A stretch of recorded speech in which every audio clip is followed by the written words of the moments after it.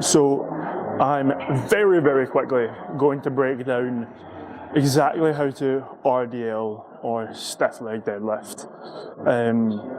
I kind of just approach RDLs and stiff leg deadlifts the exact same way, because most of the time we want to be doing it this method.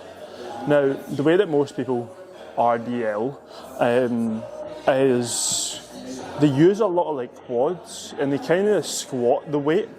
So for example, if you've got barbell, dumbbell, what will happen is the hips will push back. Once you're on the floor or once you've got down, that movement will kind of occur. So you go back, slide with the hips and forwards. Now it's okay, you can lift a lot of weight. You'll be able to move far more weight doing it that way than the way I'm about to explain right now. So what to think instead of that, like pushing the hips back and forward or trying to drive the weight off the floor, where you are maybe engaging a little bit more quads. What I want you to think about is corner of the rooms over there, so the roof corner between the wall and the roof. What I want to do is get my butt wedged up into that corner, right? So I'm now not just thinking about sliding back with the hips, I'm thinking about going up and back, right? So that turns the movement more into this here, right? Where if I go up and back with the hips, I'm locking in the hamstrings a lot more, and then I'm pushing forward with the hips to engage the glutes.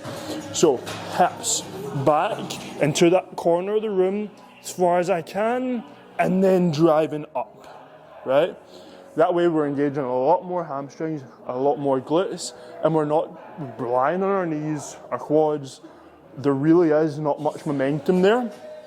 Now, a common issue with this is when you drive the hips back, you maybe start to feel that you're going to fall backwards.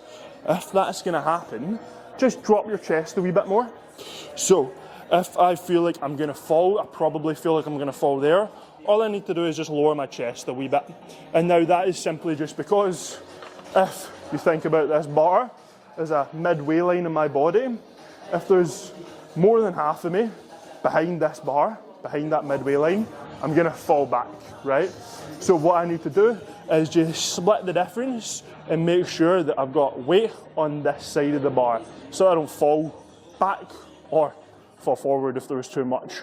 So making sure the hips are going up and back. Now this could apply both to barbell, dumbbell. It really doesn't matter. I would use the exact same approach.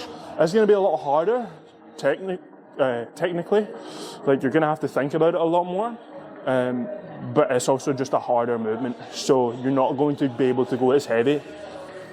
Remember, time under tension is, and actually working the correct muscles is far more beneficial than just frantically trying to move the weight. So give it a go, give it a practice. Remember, you are thinking about hips going up and back into the corner of the room and driving the hips forwards. And then the last thing I want to cover is this chin tuck, right? Most people look down at their toes, right? But when you dip the head, the shoulders tend to follow. If I look up, my shoulders tend to lift up and my chest tends to go back. So instead of this, where I'm more likely to round because the weight of the bar and the dumbbell is potentially pulling me forwards, what would be more beneficial is just to keep the head up. And if there's a mirror in front of you, just make eye contact with yourself. So then I'm pushing the hips back up into the corner of the room, and my spine is now in that stronger position where I don't have to worry as much about the rounding of the spine if it gets too heavy, right? So butt back into the corner of the room, keeping my head up and driving forwards. Super simple, super basic. We're just running through and nailing the basics. These big compound lifts should always be in your program, so it's really important that we get really good at them.